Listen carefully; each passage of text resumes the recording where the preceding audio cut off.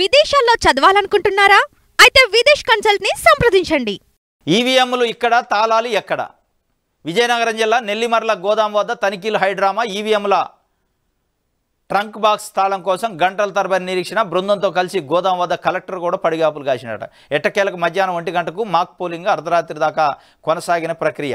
Battery charging స్టేటస్పై అనుమానాలను నివృత్తి చేయకుండా కొత్త బ్యాటరీ వినియోగం. పార్టీల గుర్తులు కాకుండా ఇష్టానుసారంగా గుర్తుల లోడింగ్ నేడు కూడా కొనసాగనున్న ప్రక్రియ. ఈవీఎంలు ఇక్కడ ఉన్నాయట, తాళాలు ఎక్కడున్నాయి అంటే స్వయాన కలెక్టర్ నెల్లిమర్ల కాన్స్టిట్యున్సీకి సంబంధించి అక్కడ స్ట్రాంగ్ రూమ్ దగ్గర పోయి స్వయాన కలెక్టరే కొన్ని గంటల పాటు నిరీక్షణ చేసిండట.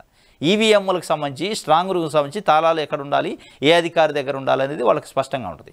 ఆ అధికారి దగ్గర లేవు. ఎక్కడ పోయినాయి మరి ఈవీఎంల తాళాలే మాయమయ్యే పరిస్థితి. తాళాలు ఒక దగ్గర ఉండాల్సింది ఇంకో దగ్గర ఉండి గంటల తరబడి కలెక్టర్ వెయిట్ చేయాల్సిన పరిస్థితి అసలు వస్తే అసలు మరి ఆ ఈవీఎంల్లో నిక్షిప్తమైన ప్రజలు వేసిన ఓట్లు కూడా అక్కడ ఉన్నాయా, ఇంకో దగ్గరికి ఎడ్డని పోయినాయా? ఈవీఎంలలో ప్రజలు బటన్ నొక్కి వేసిన ఓట్లు ఈవీఎంల్లో ఉన్నాయా, వేరే దగ్గర ఏమైనా నుండి ఆపరేట్ చేసే పరిస్థితికి వచ్చిందా అనేది కూడా అనుమానాలు వస్తున్నాయి. ఎందుకంటే తాళమే లేదు. దాంట్లో ఉన్న ఇన్ఫర్మేషన్ అని ఉందా, లేదంటే పోయిందా, వేరే వాళ్ళ చేతిలో వేరే వాళ్ళ కంట్రోల్లో పోయి వాళ్ళు ఆపరేట్ చేసే పరిస్థితికి వచ్చిందా? అందుకే ఈ అనుమానాలు, ఈ చర్చలు వస్తున్నాయా అనేది ఎలా ఏపీ వ్యాప్తంగా పెద్ద ఎత్తున చర్చ వస్తుంది. ఈవీఎంలు అనే పదం రాగానే పెద్ద ఎత్తున ప్రజల్లో డిబేటు, స్పందన వస్తుంది.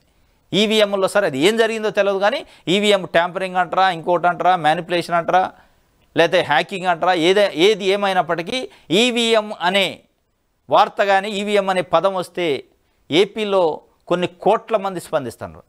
ఏదో జరిగి ఉండొచ్చు అనే ఒక చర్చ, దానికి బలం చేకూర్చే విధంగానే ఇది ఉంది. ఎందుకంటే ఈవీఎంలు ఎక్కడ ఉంటే తాళాలు ఎక్కడ, ఈవీఎంలు ఎక్కడనే ఉన్నాయి కానీ తాళాలు ఎక్కడ ఉన్నాయో తెలియని పరిస్థితుల్లో కలెక్టర్ వెయిట్ చేయాల్సిన పరిస్థితి వచ్చిందంటే ఈవీఎంలోని ఇన్ఫర్మేషన్ కూడా ఈవీఎంలు అయితే ఇక్కడే ఉంటాయి కానీ దాని సమాచారం ఎక్కడ హ్యాక్ అయిందనేది ఒక స్పష్టమైన బలమైన ఆరోపణగా వస్తుంది. ఎందుకంటే మనిషి ఒక చోట ఉంటే మనసు ఒక దగ్గర ఉన్నట్టు ఇక్కడ ఫిజికల్గా ఈవీఎం అవుతుంది కానీ దాంట్లో ఇన్ఫర్మేషన్ లేదు అనేది స్పష్టంగా అర్థమవుతుంది.